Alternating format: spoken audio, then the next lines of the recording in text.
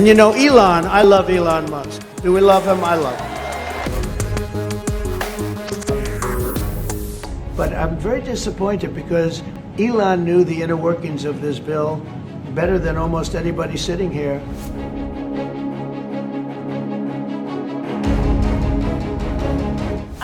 I think just with two very extreme, intense personalities, it was kind of an inevitable that something was going to be the breaking point that kind of pushed them apart. You got two rich men with two big egos. They can't coexist for long. It seems like Trump's big, beautiful bill has led to a big, bitter breakup. And what makes the rupture even more explosive? The man Trump is fighting, Elon Musk, who didn't just support his presidency, he bankrolled it. Nearly $300 million in donations, a social media juggernaut, a cabinet post. Now Musk says he's ready to burn it all down. How did Trump lose his biggest weapon? Hello and welcome. You're watching Statecraft with me, Geeta Mohan.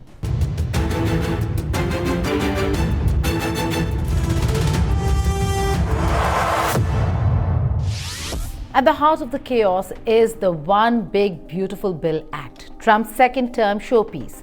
A sprawling legislative bulldozer, it would extend Trump's old tax cuts, slash food and healthcare programs, inflate defense spending, and gag states on AI regulation for 10 years. With over $3 trillion in new debt projected, even some Republicans are squirming. But with Trump charging ahead, who has the guts or money to stop him? In 2024, Elon Musk wasn't just the richest man in the world, he was Donald Trump's ultimate kingmaker. From campaign rallies to algorithm boosts on X, Musk fueled the MAGA machine with money, tech, and influence. His donations shattered records and his digital platform became a Republican war room. But now, he's calling Trump's bill a disgusting abomination.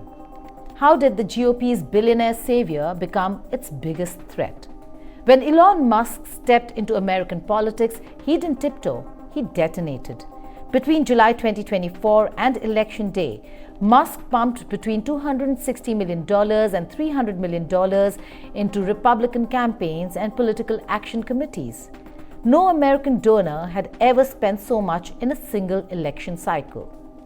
America PAC, Musk's personal political vehicle, received a jaw-dropping $238 to $239 million. The money flowed into ads, rallies, voter outreach, and a mysterious $40.5 million expense tied to a company linked to Musk himself. No one knew exactly what it was for, but it worked. Well, we always knew that this city wasn't big enough for two sheriffs, and with the huge egos that both of these people have and their both inability to compromise, this was inevitable, but seeing it blow up like this so quickly is actually surprising. Elon Musk spent a lot to help Trump get elected, and now Elon Musk is taking credit for that. Donald Trump doesn't like that very much. Musk also spent a lot in Wisconsin and came up short. I don't think Elon Musk is going to want to be in the public spotlight anymore like he was, because I think he's really soured on that. But he has too much invested in government decisions to not be involved. And he's a risk taker, so I expect we'll feel his money, if not his actual physical presence. Well, Elon Musk was walking the halls of power. He was in the Oval Office, and now he says he's sleeping in his server farms and conference rooms. So politically, he's really gone from the pinnacle to the pit. And you have to think that this is because he's really concerned about his businesses. He's said as much. The stock prices are down, the sales are down. The relationship anyone has with Donald Trump is always one way. You are with Trump as long as you are good for Trump. And Elon Musk didn't like that very much because he felt like he was a lightning rod for a lot of the criticism. Donald Trump also blamed him for some of those polls that happened around his first 100 days that were very negative. And he felt like he wasn't able to get a whole lot done, that he was running into a lot of resistance from the administration and the department secretaries, and it just wasn't worth it in the long run for him.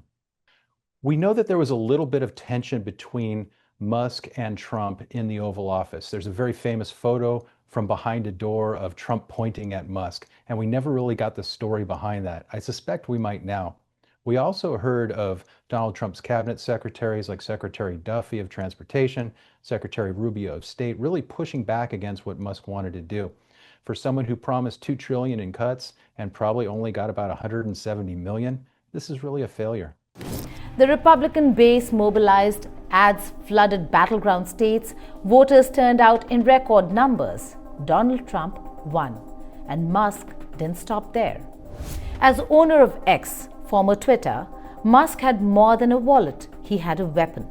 The platform's algorithm shifted. Pro-Trump content surged. MAGA hashtags trended. Critics were throttled. Supporters were spotlighted. Musk tweeted memes, endorsements, and takedowns of Biden and Harris. At rallies, he stood behind Trump, smiling like the man who built the machine. He declared, "Without me, Trump would have lost the election. Democrats would control the House. The GOP would be 51-49 in the Senate." Was it hubris? Maybe, but it wasn't wrong. As reward for delivering the White House, Musk was handed a shiny new toy, the Department of Government Efficiency, or DOGE.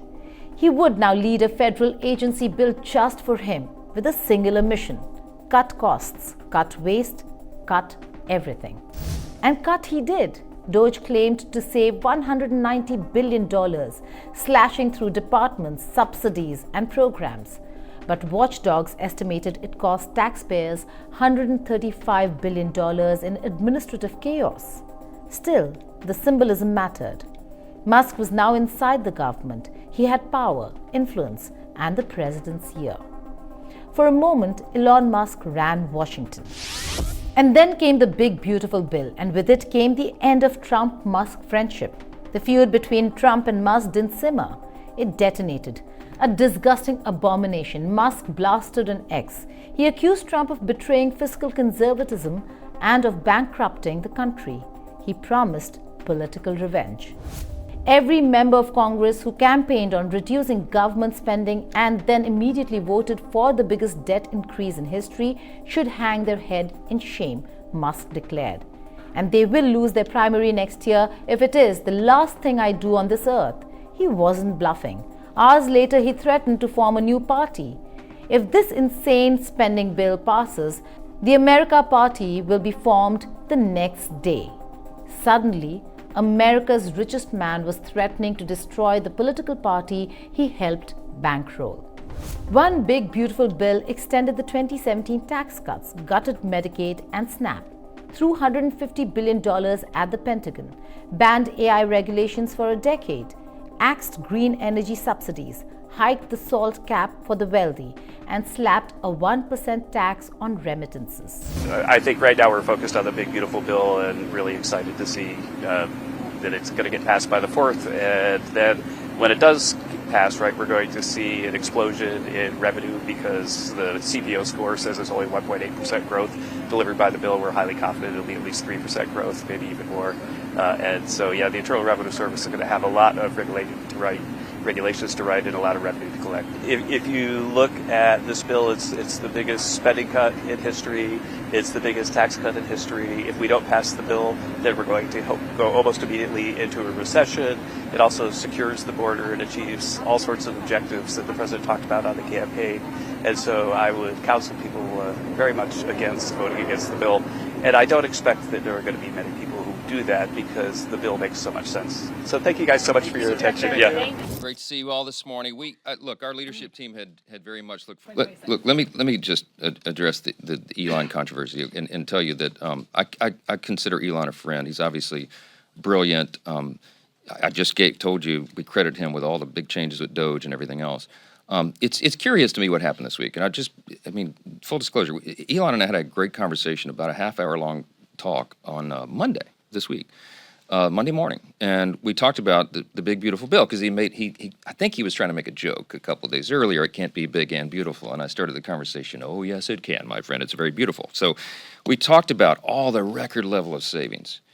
My friends, no government in the history of mankind has ever cut $1.6 trillion in a piece of legislation. We're doing that here.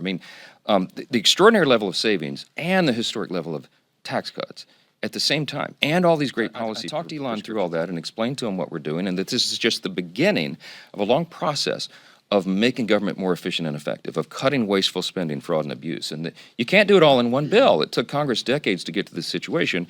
It's going to take us a little while to get out of it, but we have a very specific plan to do that. And Elon was encouraged by that conversation. It was a very friendly, very fruitful conversation together. And he and I talked about the midterm elections. And he said, well, I'm going to help. We got to make sure that the Republicans keep the House majority. We can't have the president impeached, which is what the Democrats would do on day one, as we all well know. And we've got to continue this. The Trump administration needs 4 years to do all this reform, not 2 years. Elon and I left on a great note. We were texting one another, happy texts, Monday. And then yesterday, 24 hours later, he does a 180 and he comes out and opposes the bill. And it surprised me, frankly. And I don't take it personal. We don't take it personal. Policy differences are not personal. I think he's flat wrong. I think he's way off on this, and I've told him as much, and I've said it publicly and privately. I'm very consistent in that. But am I concerned about the effect of this on the midterms? I'm not. Let me tell you why. Because when the big, beautiful bill is done and signed into law, every single American is going to do better.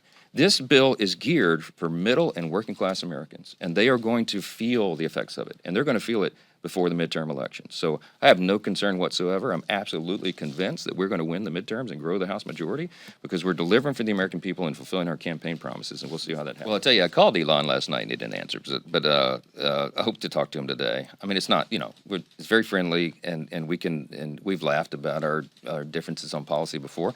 I'm not upset about this, and I think he understands, and he's acknowledged to me before, that this is so serious that we can't fool around with it.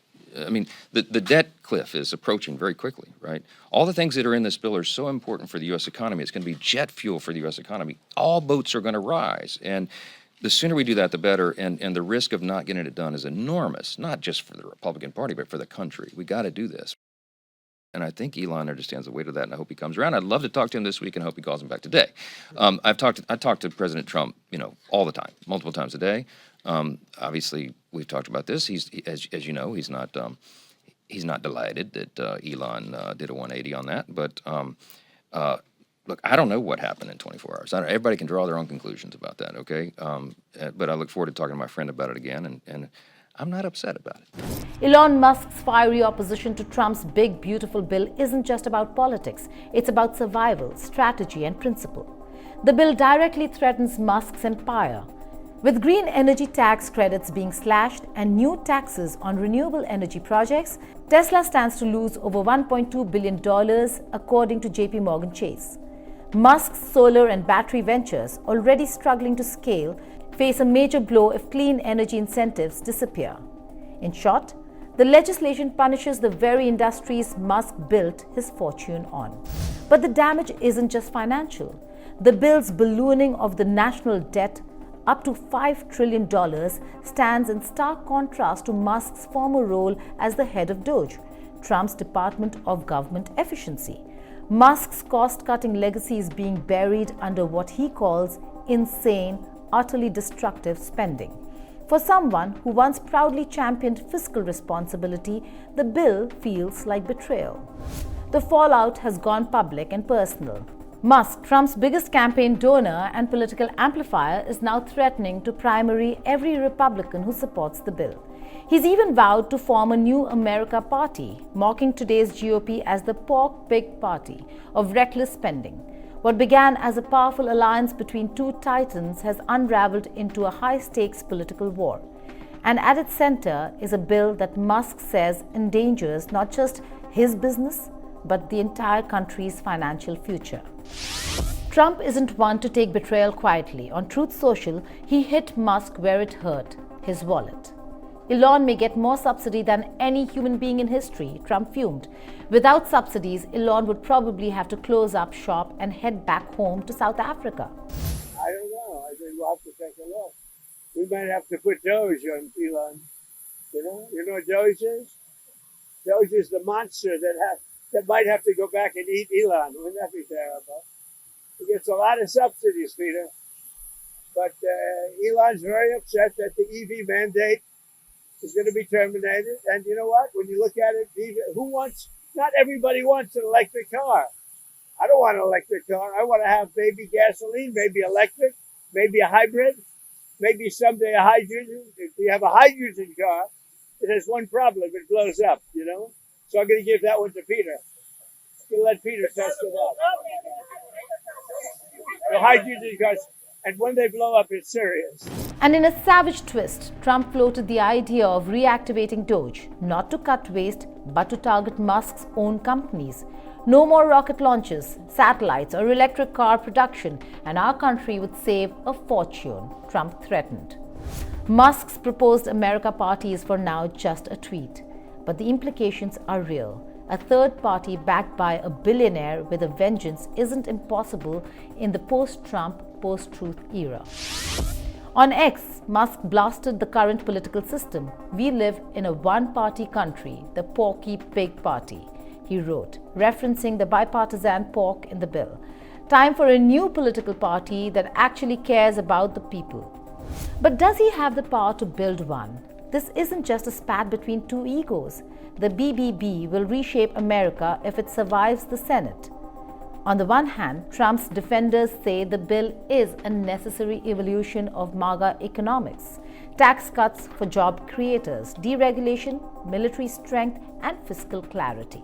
The one problem that remains is high interest rates for the American people. The American people want to borrow money cheaply, and they should be able to do that. But unfortunately, we have interest rates that are still too high. So the president sent this note to the Fed chair today. And if you look at this chart, this is a chart of all of the interest rates of many countries throughout the world.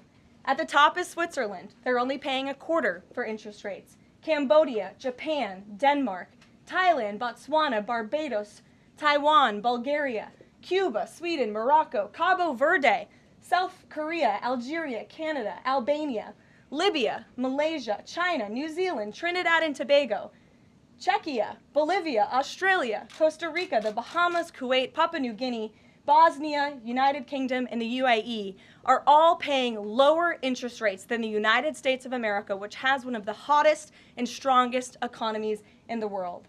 The president sent this note to the Fed chair. It says, Jerome, you are as usual too late. You have cost the USA a fortune and continue to do so. You should lower the rate by a lot. Hundreds of billions of dollars are being lost, and there is no inflation.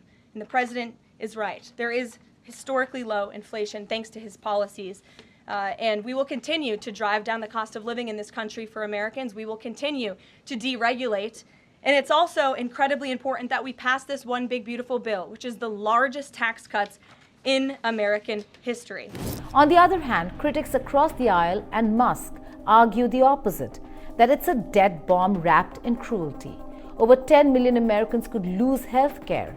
SNAP cuts would hit the poorest households, and all while the top 1% get a SALT deduction raise. Musk called it debt slavery.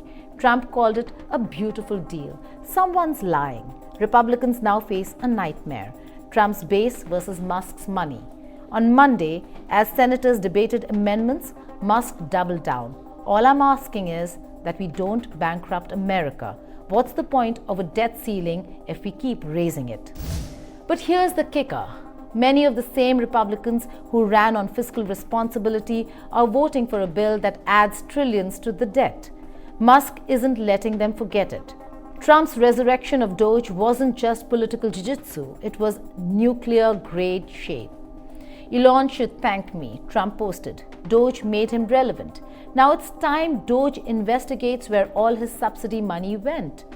The Department of Government Efficiency, once Musk's baby, may now become his executioner. Would Trump really use DOGE to investigate SpaceX and Tesla? In this feud, nothing's off the table. The Senate vote looms.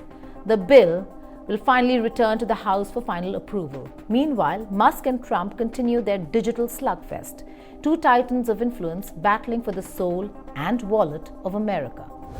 The irony is cruel. Both men once agreed on dismantling the social state, but now Musk stands where the Democrats stand, against a bill that guts aid, fattens debt, and feeds defense contractors.